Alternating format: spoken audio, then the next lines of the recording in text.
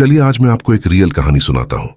एक ऐसी कहानी जहां एक सिंपल वायर के आसपास छुपा हुआ मैग्नेटिक राज धीरे धीरे सामने आया और जहां दो साइंटिस्ट्स ने मिलकर एक इनविजिबल पैटर्न को डिकोड कर दिया।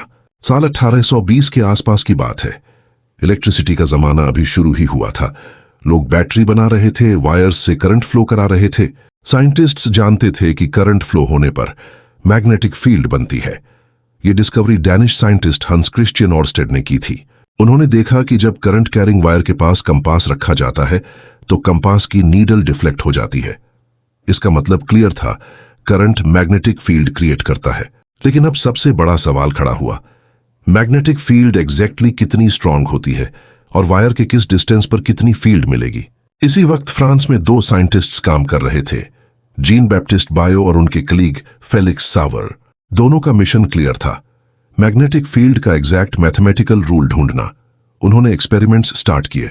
एक स्ट्रेट वायर ली गई, उसमें करंट फ्लो किया गया, फिर अलग अलग डिस्टेंसेस पर कंपास और डिटेक्टर्स रखे गए। हर पोजीशन पर केयरफुली नोट किया गया कि नीडल कितनी डिफ्लेक्ट होती है। यह काम आसान नहीं था। उस टाइम इंस्ट्रूमेंट्स प्रिमिटिव थे।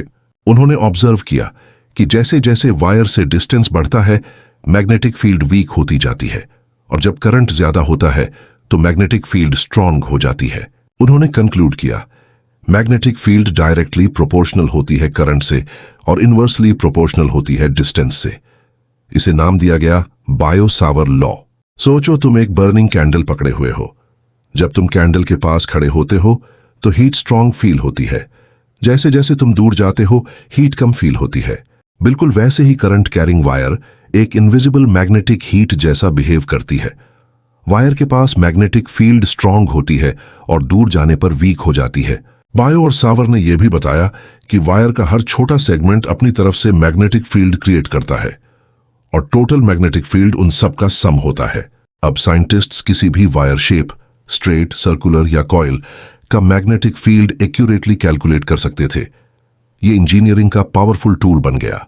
आज के मॉडर्न वर्ल्ड में इसका इंपैक्ट हर जगह दिखता है।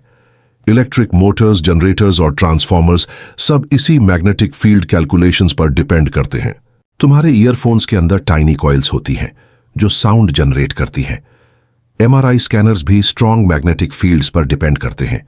इलेक्ट्रिक व्हीकल्स, वायरलेस चार्जिंग और मैग्लेव ट्रेन्स सब बायो सावर लॉ की अंडरस्टैंडिंग पर बिल्ट है।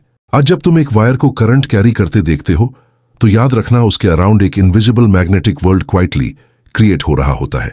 बायो सावर लॉ सिर्फ एक इक्वेशन नहीं है, ये एक इनविजिबल मैप है जो बताता है कि करंट का मैग्नेटिक इफेक्ट कैसे स्प्रेड होता है। देखो दुनिया, इसके राज को जानो, हर एक इन्वेंशन की स्टोरी पहचानो। कैसे चलती है मशीन, क्या है मोशन का फंडा, क्लियर होगा अब हर concept. No more tension, no फिकर, come on physics to boy. Knowledge की दुनिया में अ न्यू डिस्कवरी,